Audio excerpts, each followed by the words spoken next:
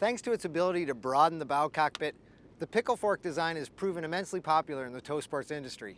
But let's face it, not everybody wants a boat that looks like an overgrown salad utensil. Tige's Z3 brings in all the edgy styling of their Premier series into a more conventional bow shape. The trick? They've actually increased the space up here to make it a usable spot for passengers rather than toys or wakeboards. Let's take a closer look at an old school boat with a brand new attitude. Daniel, a lot of V-shaped bows nowadays just seem like a catch-all spot for skis and wakeboards. That's definitely not the case with Tige. We do a balanced floor plan, so every aspect of this boat is an area that you can use for people, storage, and fun. So you got a wide open bow, big cockpit design, and the back end of the boat transom activity center is perfect for hanging out. And another unique thing about the design is you can really customize this boat to look however you want. Absolutely. Tige is pretty much a production custom.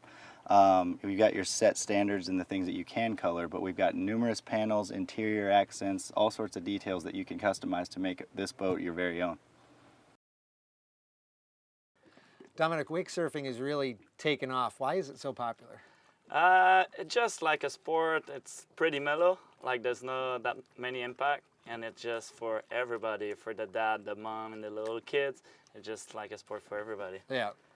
You guys loaded up the boat kind of uniquely with ballast to give you the best weight. Can you explain to me what you do? Depends on if you're regular or goofy, but you want to load, put as much weight as possible on the side you're gonna ride, and more weight you put it, bigger is the wake.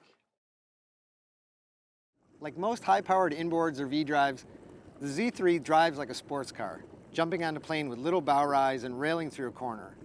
While the lack of directional thrust takes some getting used to around the dock, it's a trade-off most buyers will learn to quickly work with.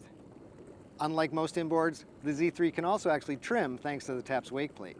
Top speed was 42.2 miles per hour, and best fuel economy was 3.1 miles per gallon at 30 miles an hour. Tige may have brought its edgier styling to the Z3, but below it's still the familiar convex V hull. Like this wakeboard, that hull has rocker, meaning a curvature from end to end. At wakeboarding speeds, it naturally settles into the water, pushing up a larger wake. But to that, they add the TAPS trim plate, which is located at the transom. Trim that down, it pushes the bow down, and that settles down the wake for recreational slalom skiing. And unlike some other brands I've reviewed, changing the position of that TAPS plate and changing the shape of the wake takes only seconds via this throttle-mounted switch.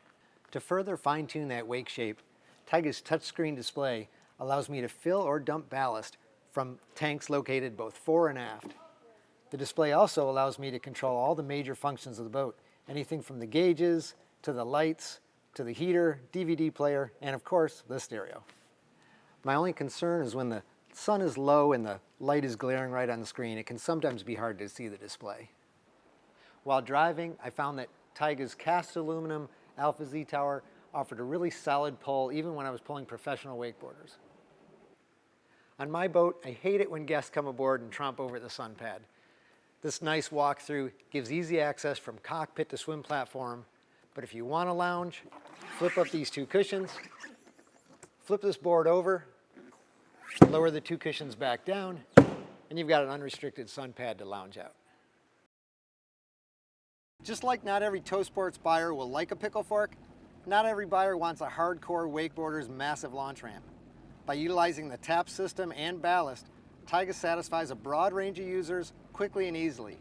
I think that makes the Z3 worth a look when considering your next towboat, especially if you're not quite tickled by the pickle.